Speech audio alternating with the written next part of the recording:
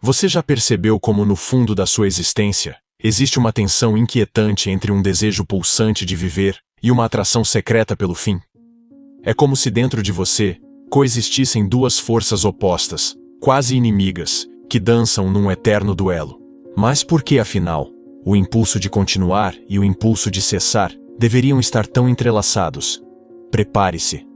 O que Freud nos revela aqui vai mexer com tudo o que você achava que sabia sobre o sentido da vida e da morte. E pode transformar sua maneira de encarar cada segundo que ainda lhe resta.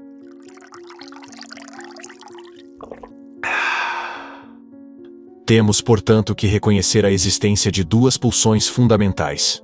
A pulsão de vida, ou eros, que tende à conservação e à união, e a pulsão de morte, ou thanatos, que tende à destruição e ao retorno ao estado inorgânico. Você vive correndo atrás de estímulos como se o mundo estivesse lhe devendo alguma coisa. Um pouco mais de prazer, uma dose extra de reconhecimento, talvez um descanso que nunca chega. Mas enquanto se debate por satisfação, Freud já havia lhe dado o diagnóstico. Eros e thanatos não se separam. O que você chama de amor à vida está contaminado desde sempre por uma saudade do nada. Isso mesmo. Por trás de cada gesto que você faz para construir, desejar, acalmar, mora, latente, uma vontade silenciosa de desaparecer. Em Além do Princípio do Prazer, Freud escreve: talvez devamos presumir que o objetivo de toda a vida é a morte, e, indo mais além, que os seres inanimados existiram antes dos seres vivos. Essa frase não é metáfora. Ela é uma pancada no peito da ilusão moderna que diz que viver é só expandir, melhorar, crescer. A vida, segundo ele, é um desvio temporário da inércia. Eros, essa força que nos faz apaixonar, criar arte, gerar filhos, construir civilizações, carrega nas costas um companheiro incômodo. Thanatos, a força que tudo deseja dissolver, silenciar, desmobilizar. Você nunca sentiu, depois de um momento de felicidade intensa, um cansaço profundo, quase melancólico, como se sua alma precisasse de luto mesmo no ápice do êxtase? Pois é. Não há exagero nisso. A pulsão de vida é, paradoxalmente, o que nos lança em direção ao desejo. Mas o desejo é insaciável. E quanto mais você corre atrás dele, mais percebe que está sendo puxado por algo que não entende. O que você acha que faz quando compra coisas que não precisa, quando se envolve com pessoas que sabe que vão lhe machucar, quando se sabota às vésperas de uma conquista? Está se rebelando contra Eros? Não. Está servindo a Thanatos, disfarçado de impulso, de distração, de alívio. É isso que Lacan depois desenvolverá ao dizer que o gozo está mais próximo da morte do que da vida. O prazer, quando ultrapassa um certo limite, deixa de ser prazer e se torna uma forma de agressão contra si mesmo. É o que Freud já antevia quando dizia: não podemos deixar de reconhecer que o prazer nem sempre é um fim em si mesmo. Ele pode ser uma forma de negação. Talvez o que mais lhe irrite nesse discurso é o fato de que, no fundo, você sabe que é verdade. Pense na forma como consome redes sociais. Você entra buscando entretenimento, mas logo se vê perdido em comparações, ressentimentos, ansiedades. E mesmo assim continua. Por quê? Porque Thanatos sabe seduzir. Ele não chega de capuz e foi-se. Ele se apresenta como tédio, como procrastinação, como aquela falta de energia que você chama de cansaço existencial. A verdade é que você muitas vezes vive como se desejasse não viver, sem coragem de morrer, mas também sem disposição de viver de verdade. Nietzsche já tinha percebido esse paradoxo quando escreveu: o homem prefere ainda querer o nada a nada querer. É o desespero do sentido que faz você buscar movimento, mesmo que seja movimento em direção à ruína. Freud não era um cínico. Ele não estava zombando da sua esperança. O que ele propõe é mais radical. Viver bem é reconhecer a morte como parte do projeto da vida. Quem nega isso, vive pela metade. Quem finge que vai durar para sempre, vive anestesiado. Pascal, séculos antes, já denunciava: a desgraça do homem consiste em não poder ficar em paz num quarto. Porque se você parar, se você silenciar, se deixar o tempo escorrer sem distrações, Thanatos sussurra. E você se apavora. Mas não precisa fugir. O convite aqui não é ao desespero, é à lucidez. A pulsão de morte, quando reconhecida, pode ser usada como contraste, e esse contraste dá profundidade ao instante. É como perceber que a flor desabrocha porque vai morrer, que o beijo tem gosto porque pode ser o último, que a palavra dita agora carrega um peso que jamais será repetido. Freud nos ensina que é justamente por saber que vamos morrer que escolhemos, com mais intensidade, como viver. Quem ignora isso se torna um zumbi existencial, arrastando dias sem forma, sem profundidade, sem verdade. E você? Vai continuar anestesiado, esperando que a vida lhe sirva prazer de bandeja? Ou vai ter a coragem de encarar o abismo da finitude e, pela primeira vez, viver com consciência do fim? O que Freud escancara, com a frieza de quem prefere a lucidez ao consolo, é que a repetição não é um defeito da psique. É seu motor secreto. E você conhece bem essa mecânica. Troca de cidade, muda o corte de cabelo, promete que, dessa vez, vai ser diferente. Mas no fim, termina na mesma angústia de sempre, com os mesmos erros requentados em novas embalagens. O paciente repete em vez de recordar, escreve Freud com a precisão de um arqueólogo da alma. E completa. O que se mostra como resistência aparece, em grande parte, sob a forma de repetição. Você não repete porque quer. Repete porque está preso num circuito onde o prazer, ao falhar, dá lugar ao retorno compulsivo do desprazer. Não por masoquismo, mas porque o que não foi simbolizado se repete até ser compreendido. Mas como entender aquilo que foi soterrado ainda na infância, quando suas palavras eram poucas e seus afetos profundos demais para nomear? Freud descreve esse fenômeno como compulsão à repetição, uma força que desafia a lógica do princípio do prazer e expõe o limite da racionalidade sobre a vida psíquica. Não se trata mais de buscar prazer ou evitar dor, mas de repetir algo antigo, mesmo que destrutivo, porque esse algo clama por reconhecimento. E é por isso que você volta para aquele relacionamento que sabe que vai desabar, que aceita de novo aquele trabalho onde será explorado, que sabota mais uma vez a chance de ser feliz. Não é porque gosta de sofrer, é porque ainda está tentando consertar na cena atual uma ferida que foi aberta quando você nem sabia o que era desejo. Freud, mais uma vez, é implacável. Somos levados a concluir que há, além do princípio do prazer, forças mais primordiais atuando na vida psíquica.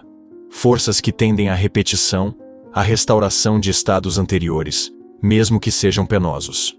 E aqui mora o abismo. O que você mais teme é aquilo para o qual você mais se move, silenciosamente, sem perceber. Eros, que deveria conduzir você ao vínculo, à construção, ao prazer partilhado, se vê desviado por essa força surda que puxa você para trás, para o conhecido, para o que já foi, mesmo que tenha sido horrível. É como se sua alma tivesse nostalgia da dor. Não porque ela seja desejável, mas porque nela reside o não resolvido.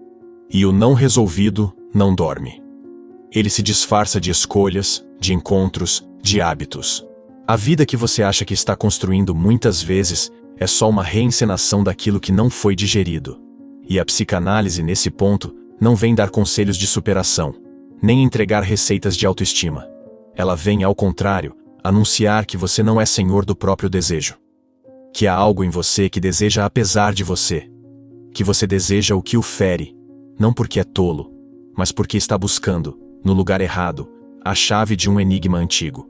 Pense naquela mania de dar mais uma chance para alguém que já lhe traiu 1000 vezes, ou de sabotar relações boas porque está tudo indo bem demais para ser verdade. Isso não é burrice, isso é pulsão. É a força arcaica que não quer o novo, mas o mesmo. É o passado tentando se resolver no presente com ferramentas erradas. Freud não era otimista, mas ele não era desesperançoso. O que ele nos convida é a encarar essa dinâmica com responsabilidade. A psicanálise, como ele diz, não cura com fórmulas, mas com escuta. E o primeiro ouvido que você precisa abrir é o seu. Escute a repetição. Ela não é burrice, não é azar, não é destino. É mensagem. E sim, eu sei, você talvez esteja pensando. Então tudo o que vivi até agora foi uma grande recapitulação mal elaborada? E com um leve desconforto, você percebe que sim. Mas a boa notícia é que o reconhecimento é o primeiro passo para sair do ciclo. Como disse Lacan, a verdade tem estrutura de ficção. E toda ficção, uma vez desmascarada, abre espaço para um novo enredo. Você pode, pela primeira vez, escolher não seguir o roteiro familiar do sofrimento.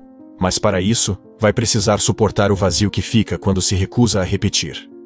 O vazio do desconhecido. O silêncio onde Thanatos já não dita mais a pauta. O impulso para retornar ao estado anterior, descrito por Freud com uma precisão quase desconcertante, não se limita à repetição de erros afetivos ou vícios emocionais. Ele toca um substrato ainda mais primitivo da existência. A tendência de toda a vida orgânica a regredir a um estado de equilíbrio absoluto. A inércia da não existência. O objetivo de toda a vida é a morte. E se essa frase te incomoda, ótimo. É porque ainda há algo em você que não está completamente adormecido.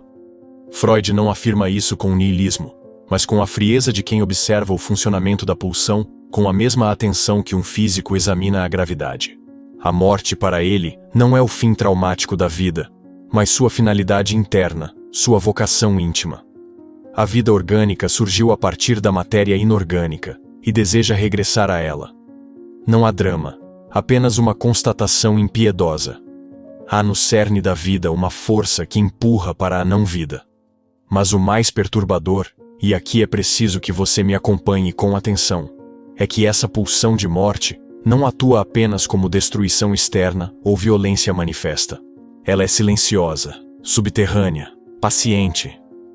Ela age na procrastinação que te sabota, no cansaço que não é físico, na apatia diante daquilo que um dia te entusiasmou.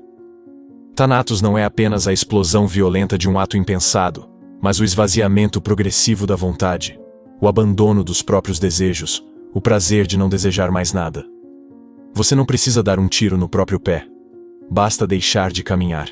Basta não dizer o que sente, não tentar mais uma vez, não sustentar o que ama. Freud observa isso com crueza. A função do prazer parece ser apenas um acompanhamento ou fenômeno colateral, e não a meta real da pulsão.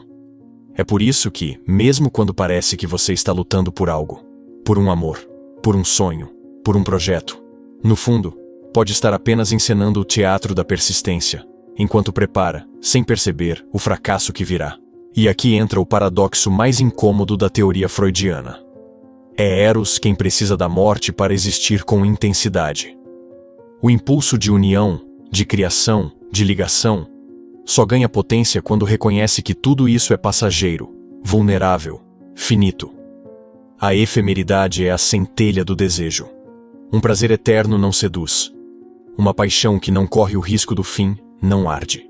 Como Freud coloca, é na alternância entre as forças que conservam e as que destroem que se estabelece o campo das pulsões. Não há amor profundo sem o risco da perda. Não há conquista com sabor sem o gosto potencial da ruína. Você já percebeu que os momentos mais intensos da vida coincidem com a iminência de algo acabar? Aquela viagem que só foi mágica porque tinha data marcada para terminar. A paixão que queimava mais forte justamente porque você sabia, lá no fundo, que não ia durar.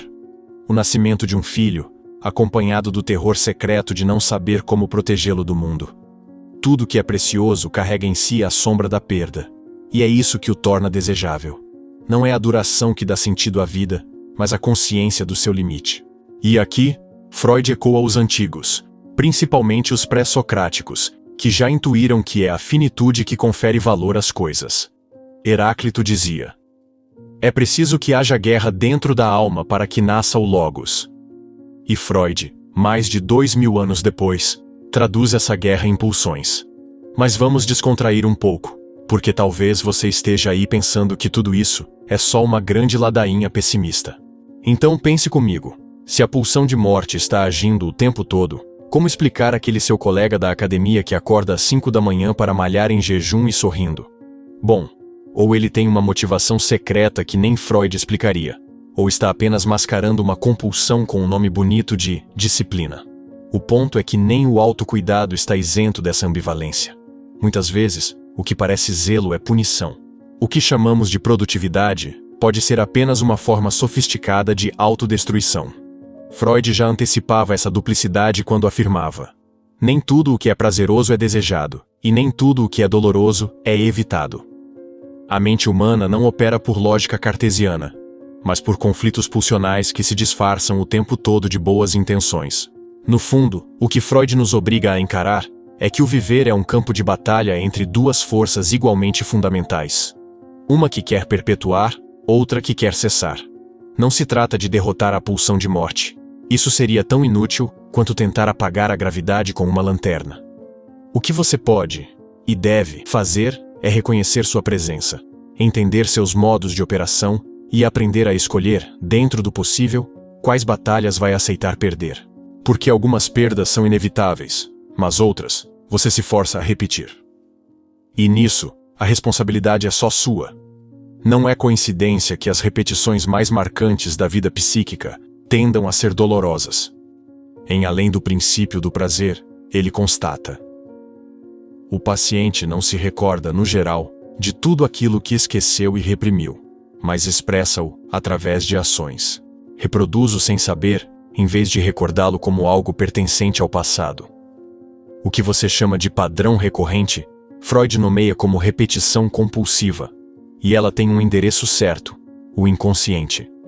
Um lugar onde Thanatos reina com toda sua astúcia, silencioso e preciso como um maestro que rege a ruína com elegância. É aqui que muitos se perdem, achando que o desejo basta para vencer a repetição.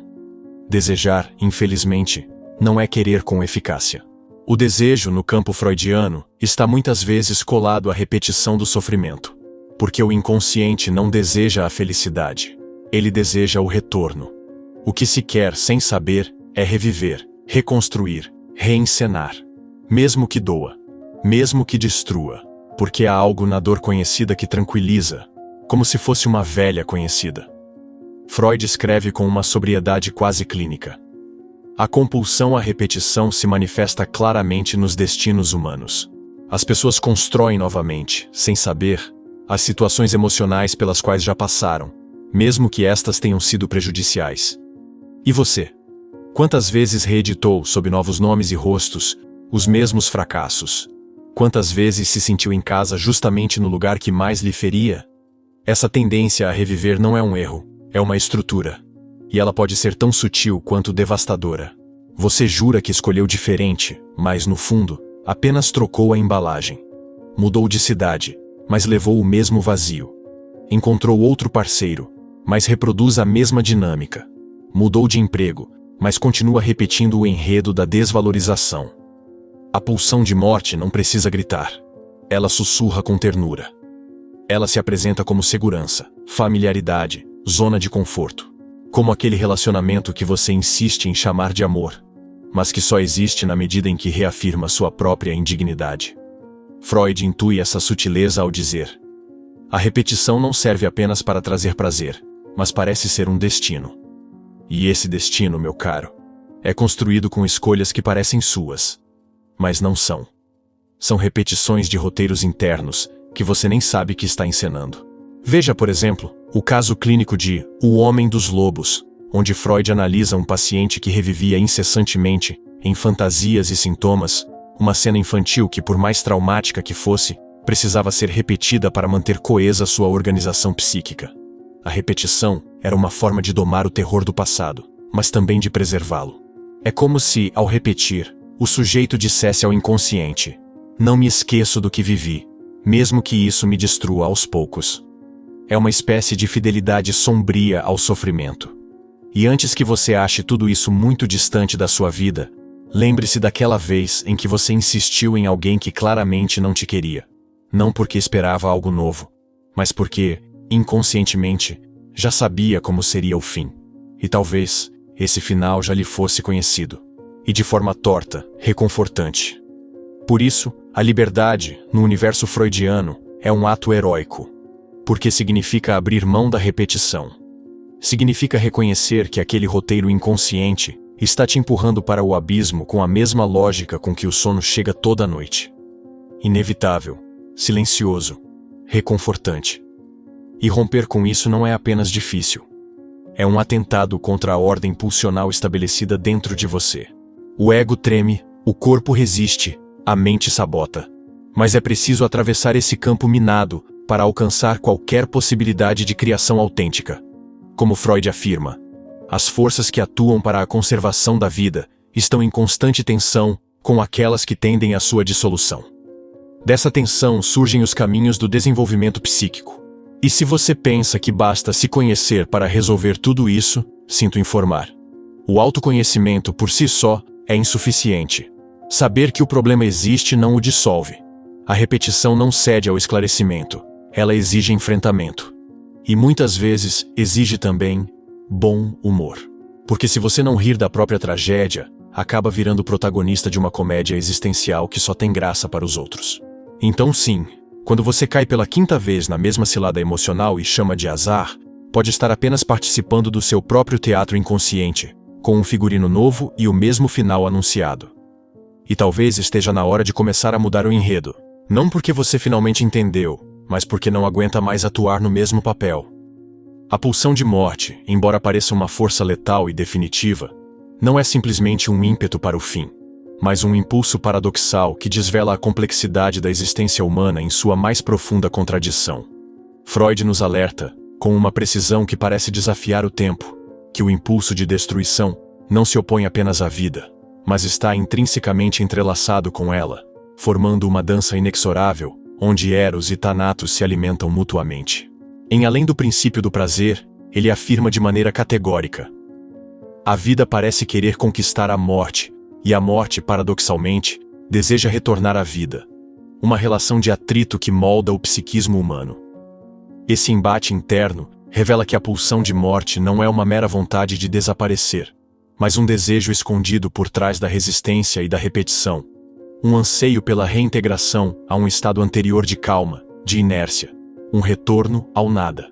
Mas essa tensão não é apenas um fenômeno teórico. Ela está refletida nas pequenas escolhas do dia a dia. Nos gestos que você acredita exercer livremente, mas que muitas vezes obedecem a essa lógica silenciosa. A compulsão a repetir não significa insistência no erro por ingenuidade, mas uma espécie de fidelidade quase sacrificial ao conhecido, ainda que destrutivo. Freud nos dá a chave quando afirma: as ações repetitivas dos pacientes não visam o prazer, mas sim a satisfação da pulsão destrutiva, que se esconde por trás de um véu de familiaridade.